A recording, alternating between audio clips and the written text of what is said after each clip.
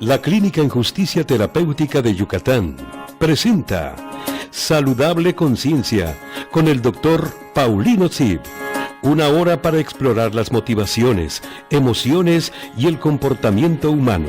Aquí, en radioyucatanfm.com.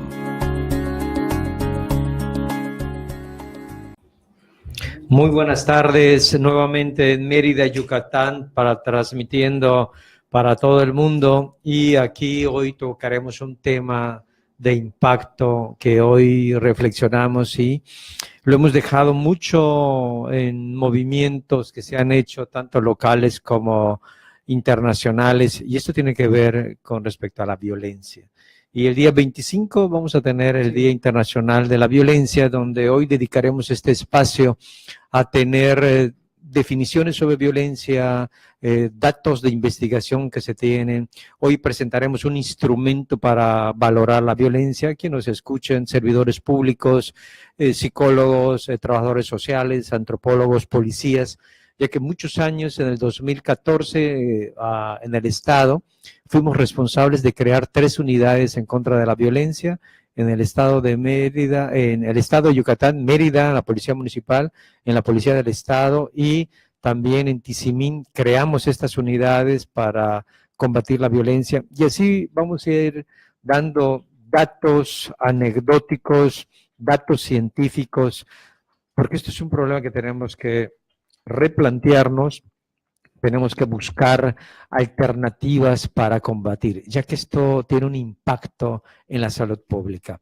Es así, Pedro, que hoy en la tarde vamos a hablar sobre la violencia y vamos hoy a presentar un manual que nos ayuda a poder evaluar este impacto que puede tener la violencia que se da en dirección de la pareja. Y específico hacia la mujer, que es lo que se celebra, ¿no? Este 25 de noviembre, la conmemoración de este día, como usted menciona, de la lucha contra la violencia hacia la mujer, que bueno, es un tema muy importante por igual todos los feminicidios que han estado ocurriendo a lo largo del país, principalmente Puebla ha sido uno, creo, de los estados, ¿no?, donde han ocurrido en mayor cantidad de feminicidios que se están investigando incluso ahorita. Sí, y como en una visión geográfica, el norte del país, específicamente Ciudad Juárez, tuvo impacto años atrás, y hoy parece ser que este fenómeno empieza a anidarse en otros estados, como tú bien señalas, en este quehacer de Puebla, y hoy Puebla tiene un problema también grave de violencia, no solamente dirigido hacia la pareja, sino toda esta parte que hoy con el sobrenombre de huachicoleros, que se dedican a ordeñar los ductos de Pemex para sacar el combustible. Hoy ya se establecieron ahí grandes asentamientos de mafias, de crimen organizado, que no solamente cometen el delito del robo, sino también alrededor hay una cantidad de cosas que tienen que ver con la violencia. Pero si nosotros seguimos con este tópico y este tema hoy, que es la violencia, no puede ser posible esta información que nosotros le presentamos, esta estructura que ustedes están mirando a través de las redes, si no atrás tenemos un equipo competente y un apoyo técnico de 100, y esto hace que agradezcamos a Omar, que está ahí en controles técnicos. Gracias, Omar, por poder hacer posible este espacio. Y si nos vamos a la parte que tiene que ver con el diseño y con producción, a todo el equipo de laboratorio de psicología jurídica y criminológica, encabezado por Ivette, encabezado por Juan, encabezado por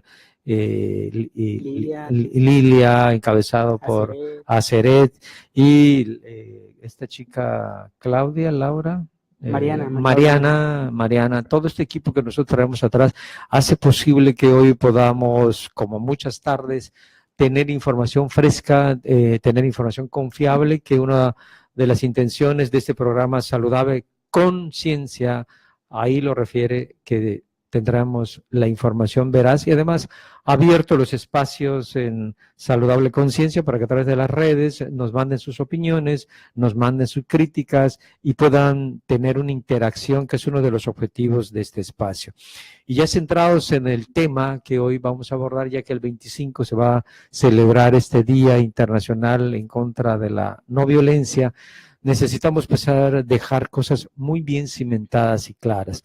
Y esto va en dirección de el uso del lenguaje y la propiedad para describir un comportamiento. Tenemos 3 conceptos que se van confundiendo: violencia, ira y el otro concepto que se va agresión, ¿ok? Que lo estamos manejando de manera indeterminada y no es por ahí. Así es. La agresión es un acto en la estructura biológica que lo que busca es defender la vida.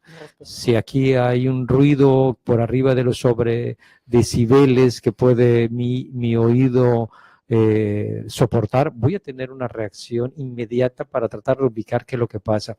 Si aquí hay algo que en velocidad descuadra esta estructura visual que yo tengo, o sea, se puede estar teniendo una percepción que el techo se va a caer, inmediatamente hay un sistema que activa nuestra respuesta biológica para protegernos. Eso va a dirección de agresión. O sea, ¿qué queremos decir? Que el comportamiento en la cual uno ve amenazada su integridad reacciona. Y puede reaccionar en ocasiones dañando propositivamente o no, sobre todo no propositivamente a otras personas. Y esto cae en la parte de agresión. Y esto no es planeado, está en nuestra estructura genética.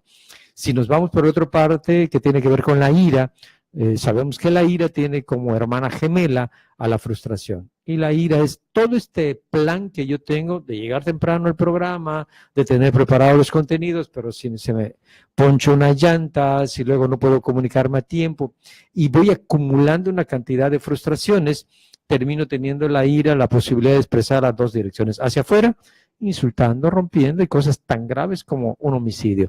Y hacia adentro, donde me pongo tenso, puedo tener un dolor de cabeza, puedo tener problemas en la piel, puedo tener problemas en cuanto al sistema circulatorio, porque aumenta la frecuencia cardíaca, hasta el punto grave de tener una ira hacia adentro que tiene que ver con el suicidio. Miren cómo hay una diferencia entre la ira y la agresión. Y si hoy terminamos con el concepto que vamos a manejar esta tarde, que tiene que ver con la violencia es un comportamiento predeterminado para dañar a alguien. Hay un plan, hay una estructura y hay una motivación de daño. Eso es violencia. Entonces, ¿cómo estamos utilizando de manera indeterminada los medios de comunicación y hasta los propios psicólogos están utilizando como si fuesen sinónimo esos 3 conceptos? Claro. Y no son así. O sea, hay diferencia en cuanto que la violencia es un acto para dañar a otra persona totalmente premeditado, se estructura, se espera el mejor momento. Y la ira tiene que ver con la frustración, como ya dijimos, hacia afuera o hacia adentro. Y la agresión es un comportamiento que lo que tiene como objetivo es salvaguardar la integridad, salvaguardar la vida.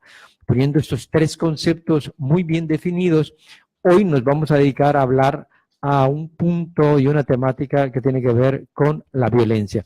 Y para esto, Pedro, nos vas compartiendo algo que hoy el equipo buscó, que tiene que ver con las definiciones, con los acuerdos internacionales de cómo vamos a definir este concepto que se llama violencia. Sí, claro, un punto muy importante que relacionado con la violencia tiene que ver que ha sido últimamente considerado como un problema de salud pública, la violencia. Y compartiendo de esto, el máximo exponente a nivel internacional relacionado con la salud es la OMS, la Organización Mundial de la Salud. Y esta, desde años atrás, desde el 2002, lleva realizando investigaciones en relación con la violencia y las diferentes manifestaciones que puede tener y hacia quiénes se puede generar el tipo de violencia, y ha elaborado distintos informes que tienen que ver con violencia y su implicación en la salud de las personas a largo plazo, y también informes ya más específicos como lo son la violencia en la infancia, la violencia hacia las mujeres, la violencia en instituciones, en los aspectos escolares, etcétera.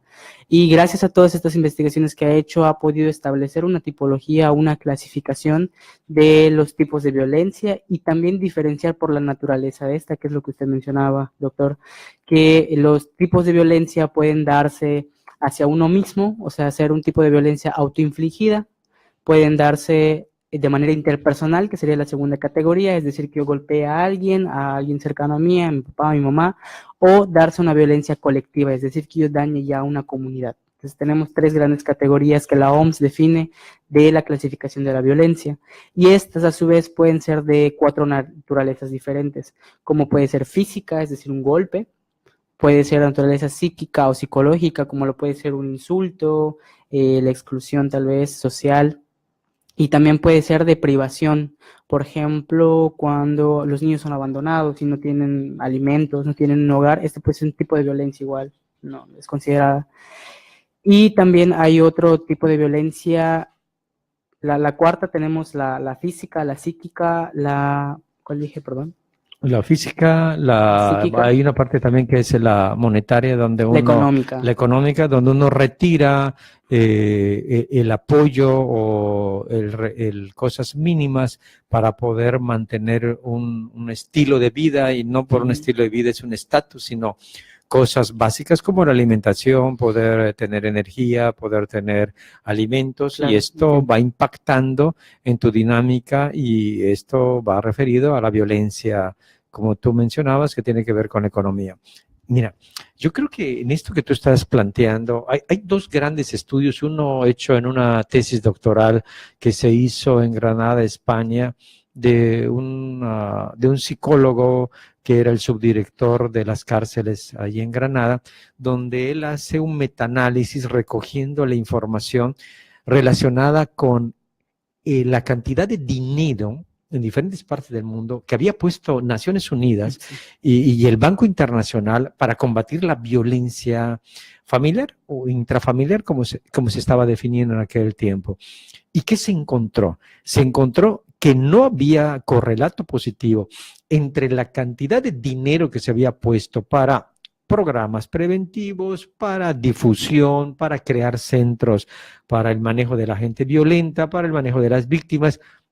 Y la relación fue que la cantidad de dinero no correspondía positivamente a la cantidad de la disminución de la violencia. Se estaba esperando que hubiese un correlato inverso.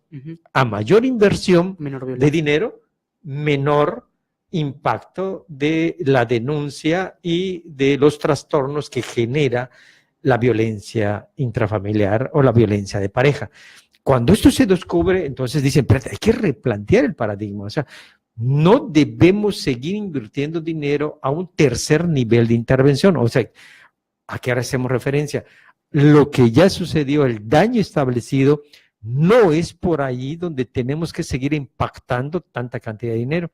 Y el planteamiento es el que hasta hoy se está siguiendo, donde debemos poner el dinero a la parte preventiva. O sea, tenemos que hacer un proceso psicoeducativo para que desde los espacios académicos, la primaria, el kinder, los espacios de difusión, es así que en algunos eventos públicos que tienen que ver con concurrencia masiva en cuanto al deporte, se prohíbe ciertos espacios de violencia. ¿Para qué?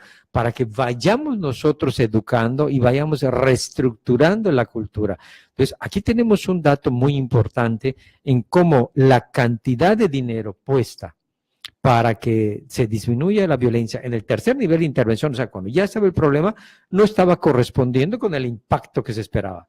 Más dinero, menos violencia. Eso no se estaba dando. Eso es un dato de investigación que termina dándose en un metaanálisis que se hace con respecto, erogado por el Banco Internacional, por Naciones Unidas y por otro tipo de instituciones que financian. Pero aquí tenemos otro dato importante que lo vamos a ir poniendo a la mitad de este programa y lo vamos a ir concluyendo cuando nosotros veamos cuáles son esas características de la violencia, y vamos a ver que los hombres maltratadores también se encontró a nivel internacional, tienen 2 características. Número 1, son gente compulsiva. ¿Qué significa esto? Que van acumulando el malestar, acumulan, hasta que luego estallen. Pero la otra característica es que estos hombres son dependientes. ¿Qué es esto? Dependen de su pareja, a la que terminan agrediendo y en ocasiones hasta la muerte. Miren estos 2 elementos importantes. 1, el hombre acumula, o sea, se siente incómodo, mal, y algo así como que es muy tolerante, pero no es cierto. Lo único que está haciendo es llenar el vaso para luego que esto termine siendo una explosión.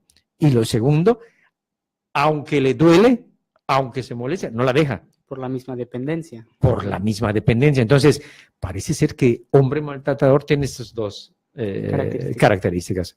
Depende de alguien con la cual no está cómodo, ¿ok?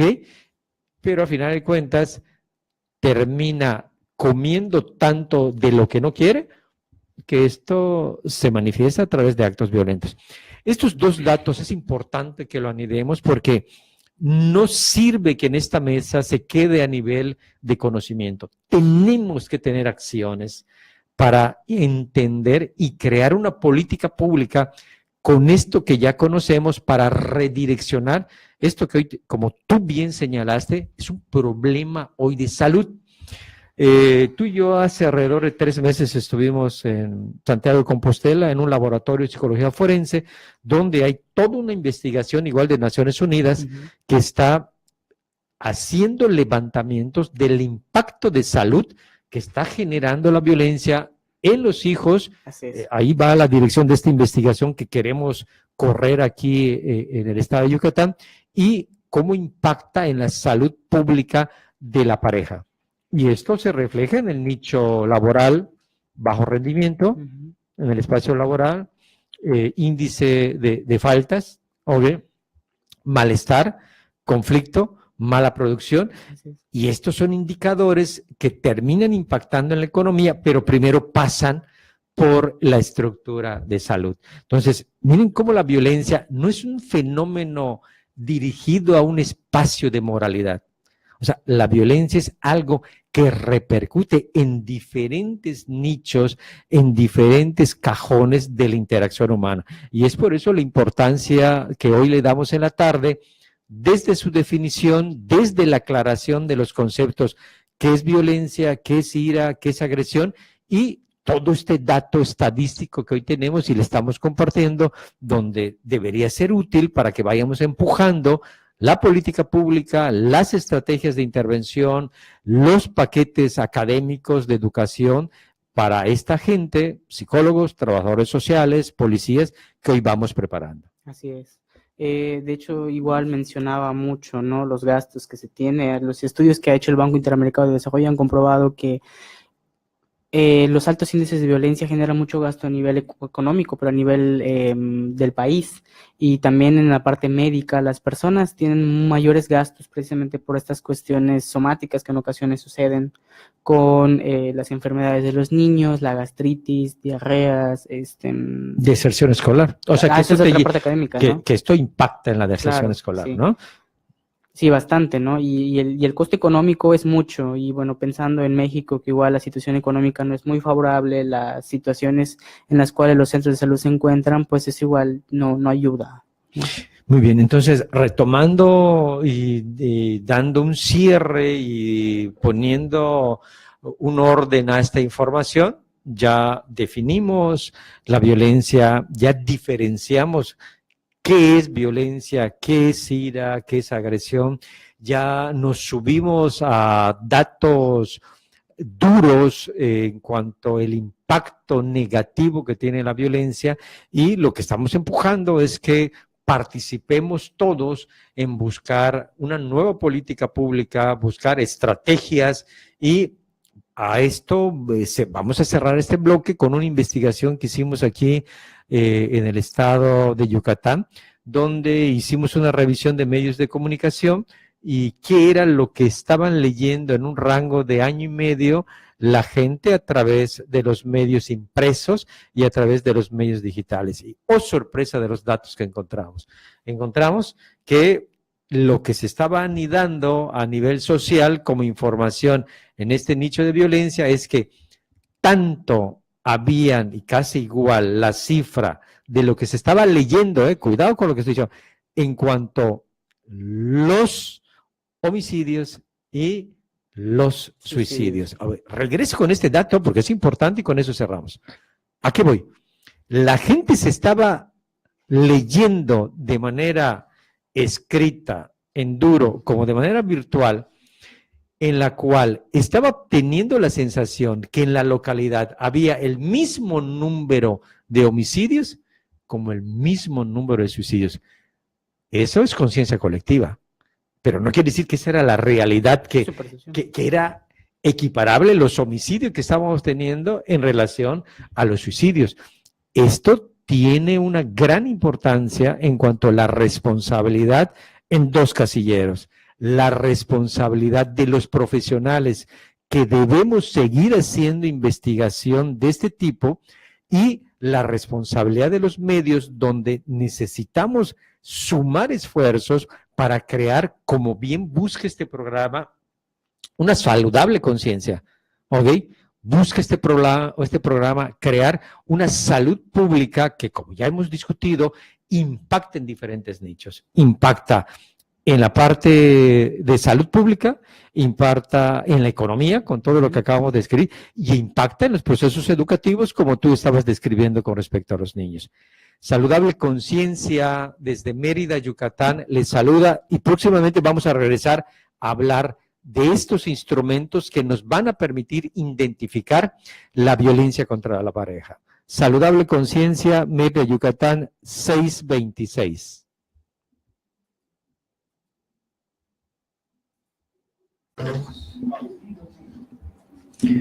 Muy buenas tardes, Saludable Conciencia, con datos específicos que nos anticipamos al Día Internacional de la Eliminación de la Violencia contra la Mujer, ya con todo un repertorio previo discutido del impacto que tiene la violencia en diferentes nichos personales, económicos, académicos, de salud pública.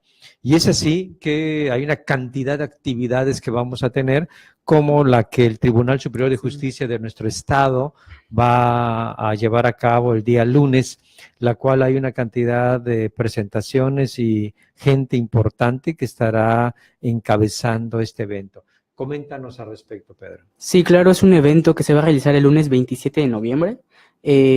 Bueno, por el marco del 25 de noviembre que se celebra el Día Internacional contra la Violencia hacia la Mujer. Como bien menciona, está el Tribunal Superior de Justicia en conjunto con la Comisión de Igualdad de Género del Estado. Y bueno, va a ser una mesa panel que lleva por nombre Acciones contra la Violencia hacia la Mujer, donde se van a tratar temáticas relacionadas con la parte legislativa en cuanto a cómo se debe intervenir ante situaciones de violencia realizadas hacia la mujer. Este evento se va a llevar a cabo a las 10 de la mañana en el Tribunal Superior de Justicia. Y bueno, va a haber la presentación de panelistas diversos como la Procuradora para la Defensa del Menor y la Familia, la maestra Irene Torres Ortegó. Va a estar igual la maestra Alejandra Mailuna, directora del Centro de Justicia para Mujeres, CEJOM, CJM. Y la maestra Ana Gabriela Aguilar Ruiz, que es secretaria ejecutiva de la Comisión para la Implementación de la Reforma en materia de seguridad de justicia. La ingeniera Alaine López Briceño, directora del Instituto para la Igualdad entre Mujeres y Hombres. La maestra Sara Luisa Castro Almeida, consejera de la Judicatura del Poder Judicial del Estado. Y la abogada Ligia Aurora Cortés Ortega, magistrada de la Sala Penal del Tribunal Superior de Justicia y enlace de género del Poder Judicial del Estado.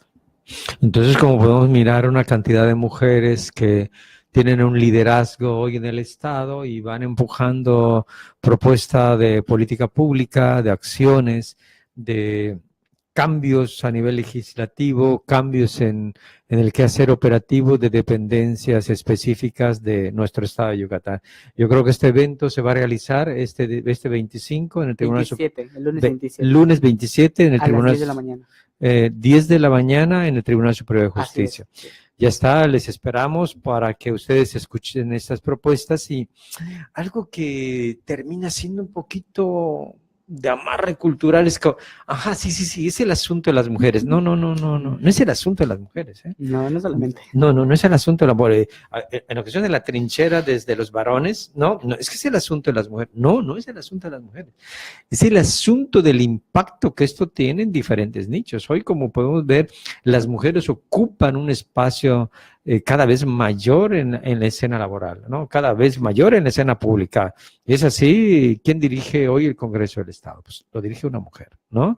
Con todo lo que vimos de los que van a participar en este evento, mujeres que están puestas en el quehacer legislativo, de política pública, Hoy una de las principales empresas que hoy tenemos en una línea de alimentación está dirigida por una mujer, ¿no? O sea, y así podemos hacer todo un repaso y esto va a un proceso no necesariamente de igualdad, no estamos discutiendo eso, estamos discutiendo de que no es un asunto de las mujeres la violencia, o sea, es un asunto que nos compromete a todos y no buscando jugar a culpa, tú vas a tener una hermana o la tienes o tu mamá es una mujer. No, ese tipo de argumentaciones ya quedaron en una estructura de reflexión, creo que muy vieja. Es por eso que aquí hoy pusimos el dato duro de impacto que va teniendo la violencia, como definimos en la salud pública, en la economía, en la educación. Entonces, no es un asunto de mujeres esto. Esto es un asunto que compete a toda la sociedad y de manera responsable, los que somos varones, los que somos hombres, tenemos que sumarnos a este quehacer, porque de una manera u otra impacta las consecuencias de la violencia. Y es Claro, por esto que igual la violencia hacia la mujer es únicamente una forma de manifestarse de la misma. La violencia puede estar presente en múltiples aspectos, como la parte educativa, que hablamos de bullying, si en este caso, o en la parte laboral, que igual ya la definición de moving para hablar de un tipo de violencia dada dentro de un contexto laboral, y así podemos ir hablando de diferentes situaciones violentas que pueden ocurrir en diversos ámbitos, llámese laboral, educativo, o bueno, en este caso estamos tratando específicamente la violencia que ocurre de forma intrafamiliar o hacia la pareja. Bien, y cuando tú señalas, tenemos un tema acá ya abordado en el sexenio anterior de gobernación aquí del Estado, donde se crea, ¿no?, una ley, ¿no?, con respecto a la erradicación de la violencia en espacios escolares, ¿no? Sí. Donde la estructura de la ley en su esencia está puesta en la construcción del bullying. Entonces, para romper esta construcción muy americanizada, ¿okay?, muy anglosajona, se hace una adaptación, se tropicaliza para el Estado y se crea esta ley para la erradicación de la violencia en los espacios académicos, ¿no?, específicamente en el quehacer de primaria. Entonces, yo les invito a que revisen esta ley, que ahí la tenemos para el servicio de la gente que está en la parte educativa, para los maestros, ¿okay?, de primaria, de secundaria, que deberíamos conocer esto para que no necesitemos aplicar la ley y la persigamos previniendo para que no hagamos uso de ella. Entonces, el paradigma en cuanto a la violencia la tenemos que cambiar, ¿no? No tenemos que esperar que pase, porque ya vimos que esto nos es mucho más caro, ¿okay?, nos cuesta mucho en dinero y en impacto humano. Si esto va marcando directrices, creo que aquí los que nos hemos sentado en esta mesa y los que nos escuchan, los que nos siguen, en relación a instituciones como la SOMECRIM, la Sociedad Mexicana de Criminología, que ha hecho actividades y hoy va buscando empujar política pública a través del doctor Luis Rodríguez Manzanera, que fue el fundador de la SOMECRIM y hoy representado por la doctora Elia Quiteiro, que es hoy la presidenta de la SOMECRIM. Están haciendo acciones desde trincheras educativas, desde líneas de investigación, conjuntadas estas, para ir empujando política pública y buscar la erradicación y la prevención de la violencia. Si nosotros seguimos esta línea de instituciones que se dedican a la parte educativa y al ejercicio profesional, al igual tenemos aquí al Colegio de Psicólogos de Yucatán, que se dedica y hoy está promoviendo líneas de investigación para entender, para identificar y buscar estrategias en la prevención de la violencia. Muy bien, esto va al nicho institucional. Si nosotros regresamos a la operatividad, vamos a ir discutiendo aquí contigo, Pedro, un instrumento que se utiliza en el ámbito pericial como en el ámbito policíaco para poder identificar la violencia que se da en relación a la pareja. Vamos a discutir un instrumento que se hizo en Barcelona, que este instrumento se tomó desde experiencias clínicas, desde indicadores clínicos, y hubo todo un equipo de matemáticos que lo que trataron de buscar es la predicción del riesgo de una mujer que puede estar en violencia, que puede estar próxima a recibir violencia o que está viviendo violencia. Y ese instrumento se llama el SARA. Coméntanos algo al respecto de esto, de tu experiencia, Pedro. ¿En algún momento has estado tú en la posición de apoyo técnico en el quehacer pericial, como también has estado un poquito en las discusiones para construir algunas estrategias para la prevención de la violencia? Y ahorita vamos a centralizarnos con un instrumento que se llama SARA, así como escuchan, ¿ok?, que nos sirve como indicadores para poder identificar la violencia. Te escuchamos, Pedro. Claro, el SARA, que es el Manual para la Valoración del Riesgo de Violencia contra la Pareja, es un instrumento que nosotros llamamos lista de chequeo. Esta lista de chequeo, como bien mencionaba, tiene un proceso de elaboración que involucra aspectos clínicos de diagnóstico, pero también involucra aspectos estadísticos realizados por matemáticos, específicamente por actuarios, que llevan a cabo bastante investigación en cuanto a la predicción del riesgo, que esto es muy importante. Como bien mencionaba, doctor, una parte importante de la violencia es su prevención.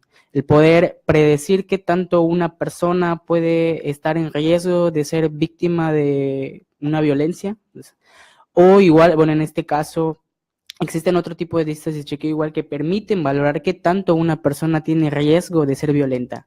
Es decir, o sea, hay de dos ámbitos. Uno, qué tanto una persona puede estar en riesgo por las condiciones en las que se encuentre, ya sea económicas, familiares, contextuales, que la hagan más vulnerable a ser una víctima de violencia. Y por la otra parte, existen otras listas de chequeo que nos ayudan a valorar qué tanto una persona puede llegar a tener un mayor riesgo o no de ser una persona violenta. Todo lo que usted comentaba en relación con la impulsividad, con el consumo de drogas, con el abandono temprano de la escuela o la comisión de delitos a edad temprana, son lo que nosotros llamamos factores de riesgo, que son como grandes indicadores que nos permiten a nosotros agrupar información y con base en eso tomar decisiones pues desde la parte experta, ¿no? Que es este tipo de manuales requiere de una capacitación y una certificación para poder hacer uso de ella, porque sí requiere bastante experiencia en el ámbito,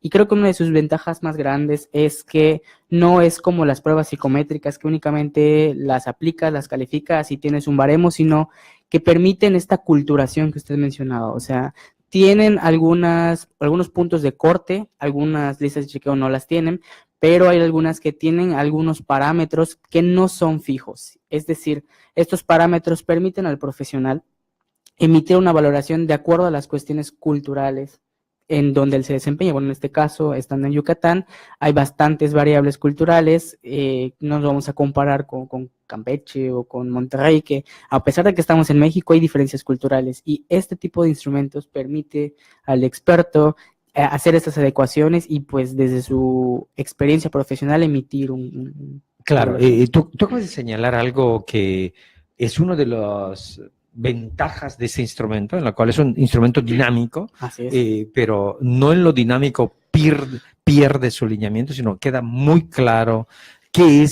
cuáles son los factores que hay que evaluar, cuáles son los indicadores, y esto fue hecho por investigadores que es Randall, Stephen, Christopher, Westberg, Derek, que fueron los que crean este manual, pero este manual fue adaptado a España. Okay, fue tropicalizado ahí por uno de nuestros maestros. Que son parte del grupo de estudios avanzados en violencia. Es correcto. Y este personaje es un hombre que nosotros apreciamos mucho, respetamos, es un buen amigo, y si por ahí también nos escucha, es el doctor Andrés Puello, que es investigador de la Universidad de Barcelona, y es uno de los íconos a nivel mundial que tiene que ver con el estudio de la predicción del riesgo. Es así que Andrés Puello y Sandra López adaptaron este manual que se llama el SARA, y nosotros hemos estado haciendo trabajos de adaptación también, y vamos a mirar que tiene 4 grandes factores que se persiguen. Uno es la historia delictiva que ha tenido el sujeto.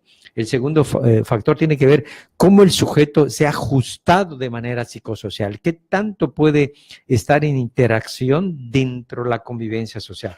Y otro factor es cuál es la historia de violencia que ha tenido con la pareja. Y por último, qué delitos en cuanto a la agresión ha cometido.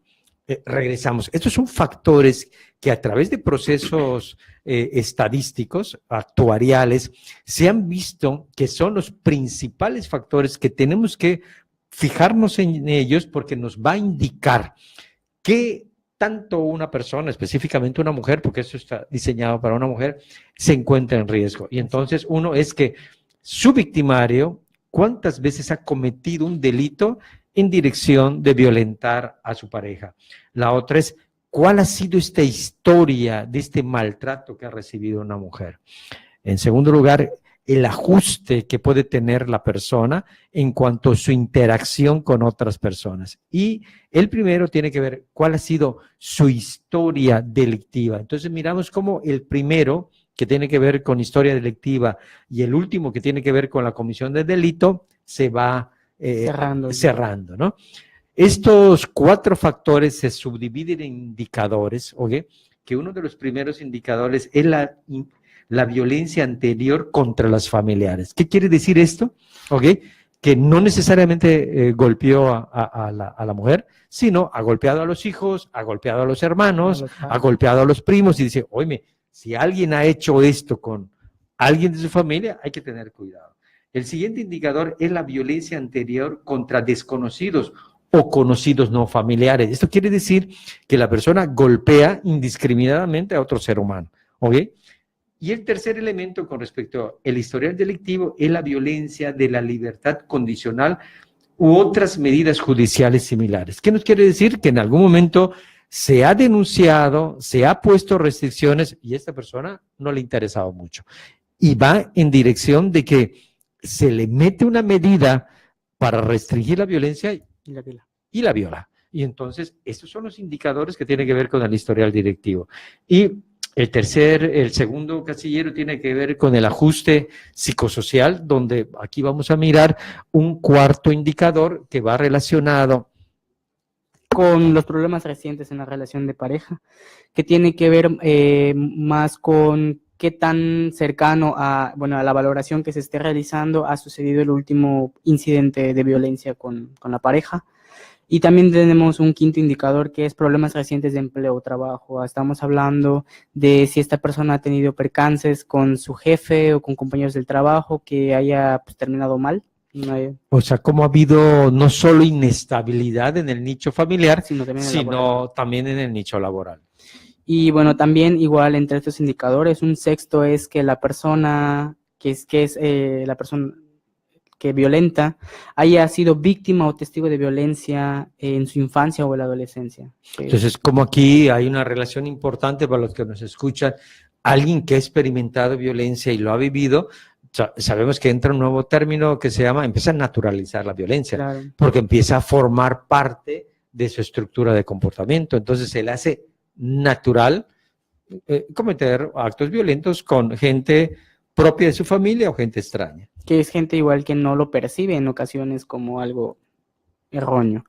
Y a esto también le podemos sumar un séptimo indicador que tiene que ver con el consumo o el abuso de sustancias o drogas, ¿no? Que esto es un factor que incrementa aún mucho más el riesgo porque las cuestiones de drogas y algunas sustancias como el alcohol tienen ciertas repercusiones que inhiben a veces el control del comportamiento y llegan más a la impulsividad. Y tenemos un problema aquí grave en la localidad, ¿no? El consumo de alcohol. Somos el número 1, ¿no? En consumo de alcohol. Así es, así es. Y esto como pone uno de los elementos que es un elemento desinhibitorio para el ejercicio de la violencia. Y esto me llega un poquito a la cabeza una cantidad de pacientes como parejas donde había intentado con una botella cortarle alguna parte del cuerpo, pero ahí lo que estaba mediando era el alcohol. Y la condición era, si ustedes no regulan, no dejan de beber, no hay mucho que yo pueda hacer, porque parece ser que había una cantidad de malestar por ambas partes que estaba acumulada y el elemento alcohol era quien desinhibía y daba paso a la expresión de la violencia. Igual me tocó ver en algunas ocasiones parejas que, bueno, a lo largo de la semana estaban tranquilas, pero el fin de semana, que es como le conocemos aquí a veces, día de descanso, tomar una cerveza con la familia,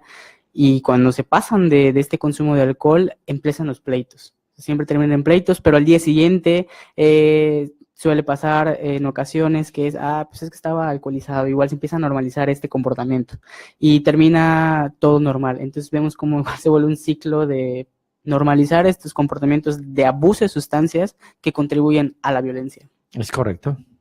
Bueno, igual tenemos otro indicador, un octavo, que tiene que ver con las ideas o intentos de suicidio y o homicidios. Entonces, es muy importante. ¿cómo vuelve a aparecer el concepto que vimos al inicio que tenía que ver con la ira? Claro. ¿No? ¿Hacia mí o hacia los demás? Exacto, como este impulso y este malestar que tengo lo pongo hacia afuera y mato, o lo pongo hacia adentro e intento suicidarme, ¿no? Que este indicador igual nos permite ver si la persona es impulsiva o es una persona que aguanta, que lo que mencionaba igual en un principio es un factor de riesgo bastante considerable, donde tenemos que tener mucha precaución porque esta persona puede estar en una condición de olla de presión, ¿no? Que está aguantando, si imagínate, pierde el trabajo, ok, hay disputas con la familia, está acumulando una cantidad de malestar y aparece lo mágico para aflojar todo, que es el alcohol. El alcohol y aparece la violencia. Así es. Tenemos igual un noveno indicador que son síntomas psicóticos y o maníacos recientes.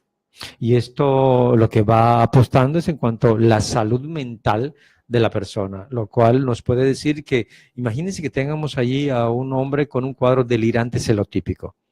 La mirada de cualquier otro hombre en el camión, en el súper, un mensaje que recibe, eso es un detonante.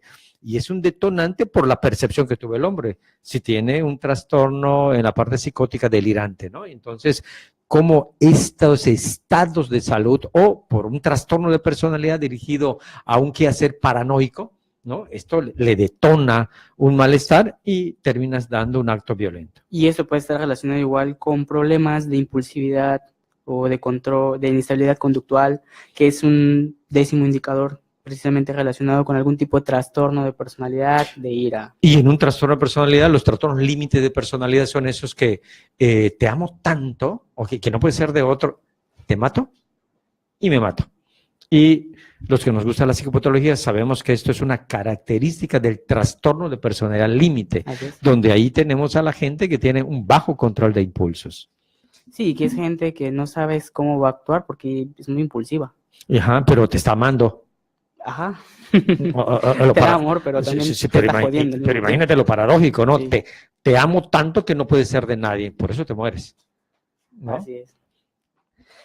Bueno, tenemos luego, en relación con el factor de historia de violencia contra la pareja, el onceavo indicador es violencia física anterior. O sea, se han habido golpes previamente. Y diría mi abuelita, la gallina que toma huevo, aunque le quemes el pico. Entonces, si anteriormente ya hubo un acto violento, esto es un mal indicador que aumenta la posibilidad de que se repita otro acto violento. Así es, como el perrito igual que a veces le das un golpe para que se vaya y termina regresando. Exacto. Tenemos igual, bueno, en relación con la historia de violencia, el 12º indicador tiene que ver con si ha ocurrido violencia sexual o ataques de celo en el pasado. Y esto se vuelve a amarrar con el indicador de un trastorno, ¿no? Donde si tiene un trastorno celotípico, si tiene en cuanto a la psicosis, o un trastorno de personalidad en relación a un trastorno paranoico o un trastorno límite de la personalidad, esto complica, la expresión que complica es que abona a aumentar la posibilidad de que haya un acto violento. Claro.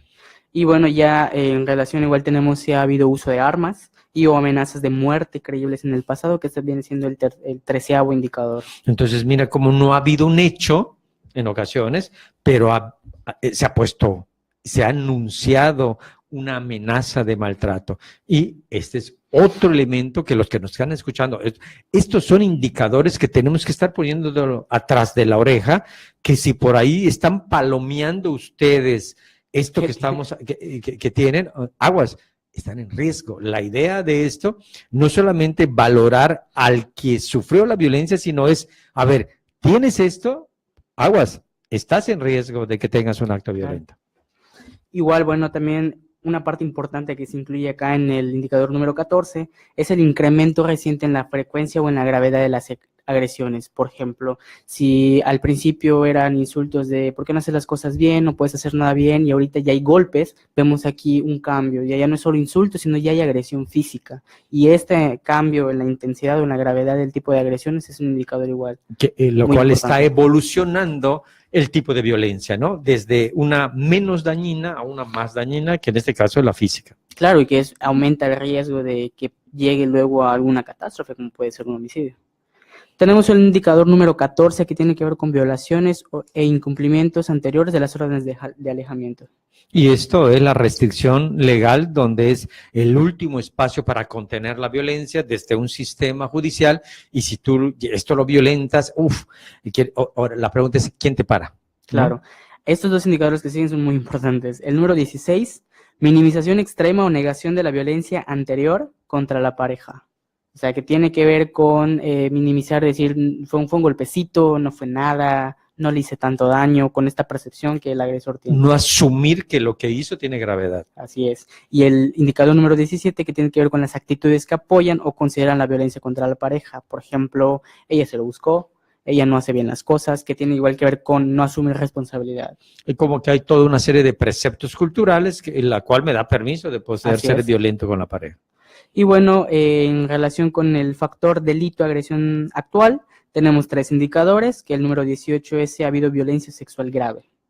Esto quiere decir que la pareja no quería tener convivencia sexual y es obligada a que la persona en ocasiones ni siquiera lo hace por un acto erótico, ¿eh? Lo está haciendo por un acto de imposición y un acto de poder. Esto, cuando nosotros hacemos evaluaciones de gente que ha sido violada y en ocasión esposos, empezamos a ver que no hay un acto de erotismo, lo que hay un acto de imposición, que esto va a la dirección de una clasificación de violencia. Y que los últimos indicadores, el número 19, es si ha habido uso de armas y amenazas actualmente, o sea, al momento de realizar la evaluación de la forma más reciente. Ya no estamos hablando de la parte pasada. ¿Y cuántos casos, y por respeto a la familia que nos puede estar escuchando, cuántos casos locales en la cual matrimonios se matan? ¿Ok? Perdón, que se matan es que uno de ellos mata al otro, y cuando miramos hay una cantidad de indicadores que ya leímos que estaban ahí puestos. Claro. Pasó desde una burla y luego a una bofetada. Y esto lo dejamos pasar cuando no nos dimos cuenta que se veía sumando para un acto como el que nos ha tocado evaluar, que tiene que ver con un homicidio. Y por último tenemos como indicador violación e incumplimiento de las órdenes de alejamiento actuales. Exacto, entonces como vuelve a aparecer todo el aparato de justicia y ya no hay una manera para repeler. Saludable conciencia en todo su objetivo, en toda su misión y su visión de este programa, lo que busca es dar elementos puestos en investigaciones, puestos en un quehacer de carácter científico que permita tener herramientas como la que ustedes están mirando acá, que es este instrumento que se llama el SARA, que nos da indicadores para seguir, que nos puede apoyar a la política pública y tener toda una estructura preventiva en contra de la violencia. Tenemos que recordar que el día lunes 27 vamos a tener Día Internacional en contra de la violencia, el 25, y el 27 tenemos el evento en el Tribunal Superior de Justicia, y este 25 lo que queremos, y hoy nos adelantamos a tener esta conciencia que este problema de la violencia de la mujer no es un problema de mujeres, ¿eh? Esto es un problema de la sociedad, y nosotros como sociedad tenemos que tener actividades como hoy el programa le dedica la definición a la violencia. Hoy promueve este instrumento, ¿ok? Con mucho gusto nosotros podemos colaborar y podemos capacitar a instituciones públicas como privadas en el manejo de este manual, ya que tenemos certificación en ella. Hemos tomado la certificación con el que adaptó este instrumento, y con mucho gusto aquí nosotros comprometemos de manera pública. Saludable Conciencia, Pedro, muy buenas tardes. El tiempo se va volando en este espacio y no podemos dejar de repetir. La SOMECRIN, Sociedad Mexicana de Criminología, tiene un papel como institución y participar. El Colegio de Psicólogos también lo tiene. El Estado ha hecho su gasto, ha creado una ley para erradicar la violencia en el espacio académico. Aquí todo construcción técnica, gracias Omar por hacer posible este programa, gracias Ivette, gracias Lilia, gracias Juan, gracias a Seret, que nos permite recoger esta información y centrarla y dar instrumentos que busca tener un impacto de tipo social en este programa de Saludable Conciencia. Pedro, muy buenas noches, gracias por tu participación y nos estamos mirando el próximo jueves a las 6 de la tarde. Mérida, Yucatán, México te espera. Saludable Conciencia, muy buenas tardes.